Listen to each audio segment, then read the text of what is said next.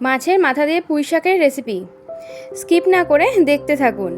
প্রথমে দুটো মাছের মাথা আমি ভালোভাবে ধুয়ে পরিষ্কার করে লবণ আর হলুদ ভালোভাবে মাখিয়ে নিতে হবে। এখানে পুঁই শাক 50 টাকা করে তারি বিক্রি হয় আর কলমি শাক 30 টাকা করে তারি। ভাবতে পারছেন, এই কটা পুঁই শাক পুনেতে 50 টাকা দিয়ে আমি নিয়েছি।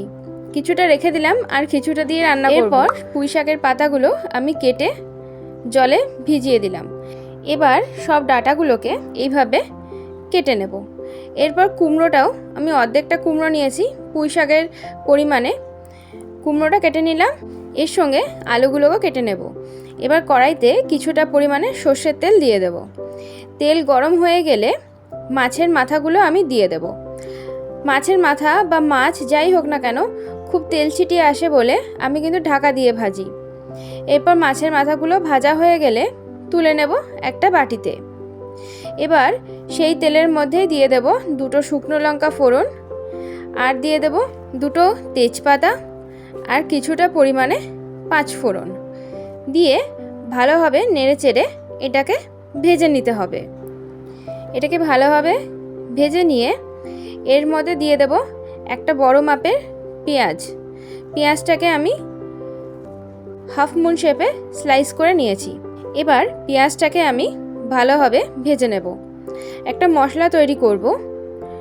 কিছুটা নিয়ে নেব জিরে 1 চা চামচ মতো, আর নিয়ে নেব 4টে কাঁচা লঙ্কা, আর নিয়ে নেব কিছুটা পরিমাণে আদা।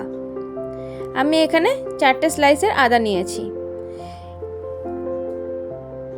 এবার দেখুন পেঁয়াজটাকে আরেকটু ভেজে নিতে হবে।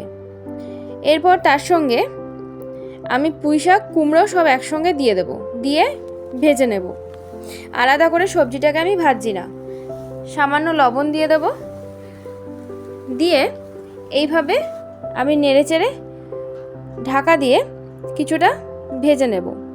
দেখুন জল ছেড়ে দিয়েছে আর সবজিগুলো সেদ্ধ হয়ে এসেছে। দিয়ে দিলাম কিছুটা পরিমাণে ধনে জিরে রোস্ট করা, আর কিছুটা পরিমাণে হলুদ, আর মাছের মাথাগুলো দিয়ে দেব। দিয়ে এবার ভালোভাবে মিশিয়ে নিতে হবে। এখানে বাঙালি দোকান ছাড়া অন্য কোনো দোকানে কিন্তু এই বাঙালি সবজি পুঁই শাক পাওয়া যায় না। হ্যাঁ, কুমড়োটাও পাওয়া যায়, কুমড়োটা অ্যাভেলেবেল থাকে। এরপর যে মশলাটা আমি বেটে রেখেছিলাম সেই মশলাটা আমি দিয়ে দিলাম।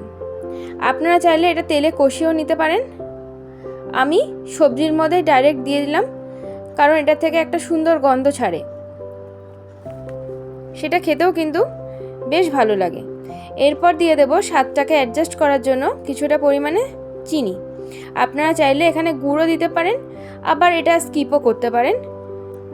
এবার নেড়েচেড়ে আরেকটু কিছুক্ষণ কষিয়ে নিয়ে নামিয়ে নেব আমাদের মাছের মাথা দিয়ে পুঁই শাকের ছেঁচড়া। অবশ্যই একবার এইভাবে বাড়িতে বানাবেন। আর ভিডিওটা ভালো লাগলে অবশ্যই একটা লাইক, শেয়ার এবং কমেন্ট করে দেবেন।